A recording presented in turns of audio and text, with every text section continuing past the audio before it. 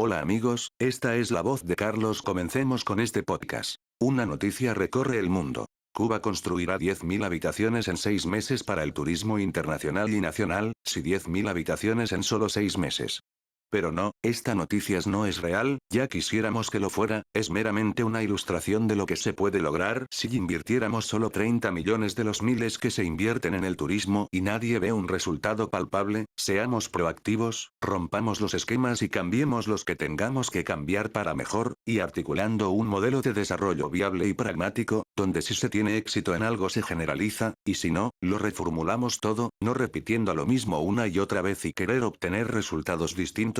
Lo importante es lograr la mayor felicidad y prosperidad para el pueblo y como dice la famosa frase del líder chino Deng Xiaoping, no importa de qué color sea el gato, siempre y cuando cace ratones. Pero primero un poco de historia. ¿Sabías que en Cuba se construyen varios hoteles? Se dice que el 48% de todas las inversiones del país es en el ramo del turismo, más que en la agricultura donde solo se invierte el 2,7% al 5%, pero eso es tema para otro video. Con esta desproporción se olvidan áreas importantes del desarrollo de la nación. Ya en 2019 habían unas 18.000 habitaciones en construcción en 40 hoteles, aproximadamente unas 450 habitaciones por hotel, para así superar las 100.000 habitaciones hoteleras en 2030. Y según datos del 2017, habían unas 21.000 casas de rentas particulares. En el primer semestre del 2022, la ejecución de las inversiones en lo que se denomina servicios empresariales, actividades inmobiliarias y de alquiler fue un 20% mayor que en el 2021, mientras, las inversiones en hoteles y restaurantes pasaron de 193 millones de pesos a 845,5 millones, para un crecimiento de 438,05%, lo que indica que el sector turístico sigue ocupando un lugar de privilegio en la asignación de recursos del Estado. Un hotel 5 estrellas tiene un costo de entre 150 y 500 millones, mientras que el costo de uno de 3 estrellas desde los 20 y los 70 millones y unas capacidades de 350 a 500 habitaciones. Suponiendo que se construya uno de 5 estrellas y 500 habitaciones y fuéramos tan eficiente que solo nos costaría 300 millones y 2 o 3 años en hacerlo, son 300 millones y 2 o 3 años. Uno de 3 estrellas en 30 millones y igual 2 o 3 años. Así que estos 40 hoteles nos costaría un aproximado de 12.000 millones, como oyeron, 12.000 millones. Si fueran todos 5 estrellas y 2.000 millones, si 2.000 millones si se construyeran 3 estrellas. Ya el economista de la Universidad de La Habana y doctor en ciencia Juan Triana Cordoví preguntaba en septiembre del 2022 en las páginas de OnCuba. ¿Acaso comprometer más recursos del pueblo construyendo habitaciones que no es posible determinar cuándo producirán el dinero invertido en construirlas, es una buena estrategia o es que en realidad se debería revisar a profundidad la estrategia de recuperación del sector y cambiar todo lo que de ella deba ser cambiado?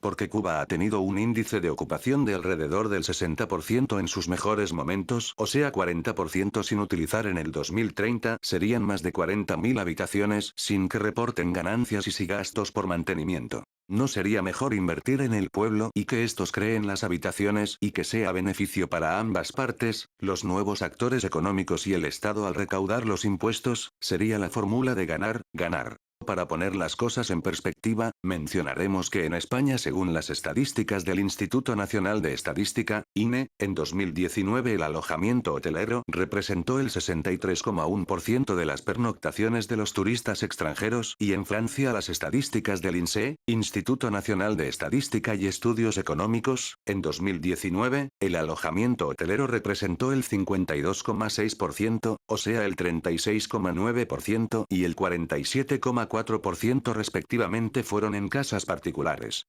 Sin embargo, al igual que en España, debido a la pandemia, ha habido un aumento en la demanda de alojamiento en casas particulares y apartamentos turísticos. En Cuba recibieron estas casas de alojamiento entre los años 2016 y 2020 el 27% y el 33% de las pernoctaciones, lo que muestra el marcado interés de los visitantes por este modelo de hospedaje, y en el año 2017 el de mayor auge. Las ganancias del sector privado fueron de unos 706,6 millones. El mayor recurso que tiene Cuba es su gente. Si se le pregunta a un turista qué es lo que le atrae del país, le dirá que es la forma de la gente acá, su riqueza cultural, su idiosincrasia, su hospitalidad. En consecuencia, este recurso crea las condiciones para atraer turistas y serían sus mayores promotores y beneficiarios directos. ¿Cómo se pudiera hacer? Miremos un embozo de la idea. Construir 10.000 habitaciones en unos 6 meses con el gasto de 30 millones. Y preguntarán, ¿de dónde sacar estos millones? Pues como ya dije de las inversiones que ahora se hacen para construir hoteles, o puede ser de los nuevos inversores que ya vienen llegando con sus bancos y todo, y seguro con nuevas miradas y puntos de vistas. Pero vayamos al grano.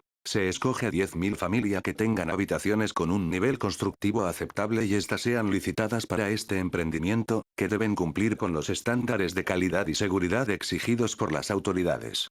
Pueden ser una o varias habitaciones, que la reparen con un crédito blando de un 2 o 3% de interés de 3.000 mlc para ponerle aire acondicionado, baño, piso y mejore sus condiciones, así como la compra de insumos como cama y ropa de cama. 10.000 familias mejorarían sus condiciones económicas, muchas saldrían de la pobreza, se crearían alrededor de 30.000 o 40.000 empleos porque cada habitación tendría entre 3 y 4 personas dedicados a servir a los turistas y muy interesados en que esté con el mayor confort y repita su estancia porque ven los beneficios directos, mejorando unos de los puntos flojos del sector: la calidad de los servicios. Y si además en las ciudades o regiones rurales que se creen las habitaciones, se podrían agrupar en pequeñas empresas o formar cooperativas para una mejor gestión de los insumos y la búsqueda de los clientes, así como la creación de guías turísticos personalizados y un marketing digital bien planificados para su promoción a nivel internacional y nacional. Los encadenamientos con restaurantes, centros de recreación, taxis, arrendadores de autos y agricultores para su abastecimiento crearían una sinergia muy provechosa para todos y seguir con la fórmula de ganar, ganar.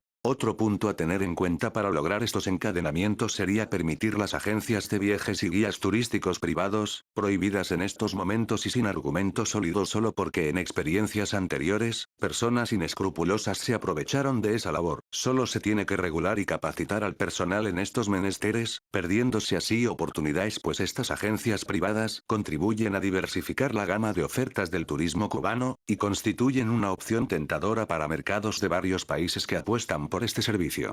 Además, por las limitaciones que tiene el mercado de Estados Unidos para relacionarse con agencias y negocios estatales, las privadas podrían ser esenciales. Varios expertos coinciden en que los ingresos que generaría la actividad de las agencias turísticas privadas, si se legalizaran, ayudarían al país a mejorar la infraestructura y la calidad de los servicios que ya ofrece, y a estudiar o rediseñar estrategias de publicidad para las empresas estatales que lideran el sector, que generalmente invierten mucho menos en promoción que lo que destinan otros países del Caribe que compiten por los mismos mercados. Su costo sería mucho menor que construir hoteles, como ya vimos antes, porque saquemos cuentas: construir 10.000 habitaciones 3 estrellas costaría unos 600 millones si hacemos los hoteles de 500 habitaciones y costando 30 millones cada uno, y recuerden que puede oscilar entre 20 y 70 millones su costo, y no hablar ya de los de 5 estrellas. También esto conlleva retos y desafíos. Uno de los principales puede ser la falta de experiencia y capacitación de algunos propietarios para ofrecer un servicio turístico de calidad. Para solucionarlo, se deben implementar programas de formación y capacitación para los propietarios, que les permitan mejorar sus habilidades y conocimientos en áreas como la atención al cliente, la gestión de reservas y la limpieza y mantenimiento de las habitaciones. Pero también beneficios, que pueden ser muchos y variados. En primer lugar, el proyecto permitirá a miles de propietarios de casas particulares a generar ingresos adicionales, lo que mejorarían su calidad de vida y la de sus familias. Y si se vincula con proyectos de desarrollo local que promuevan las opciones culturales, recreativas y gastronómicas, su alcance se puede ampliar mucho más. Además, se aprovecharía las nuevas tendencias de los turistas de alojarse en casas particulares y no en hoteles, donde pudieran disfrutar de una experiencia más cercana a la cultura y la vida cotidiana de los cubanos, creando un vínculo afectivo que daría lugar a las repitencias, convirtiéndose en una alternativa más económica y auténtica para los turistas. Y en general ganaríamos todos como pueblo y como país. Amigos, ¿qué les parece la idea? ¿Es descabellada? Pongan en la sección de los comentarios los pro y contra. Debatamos. Comparte este podcast con tus amigos, familiares y cuanta gente buena hay en internet. Y dale me gusta. O no. Y hasta un próximo video. Hasta pronto. Nos vemos.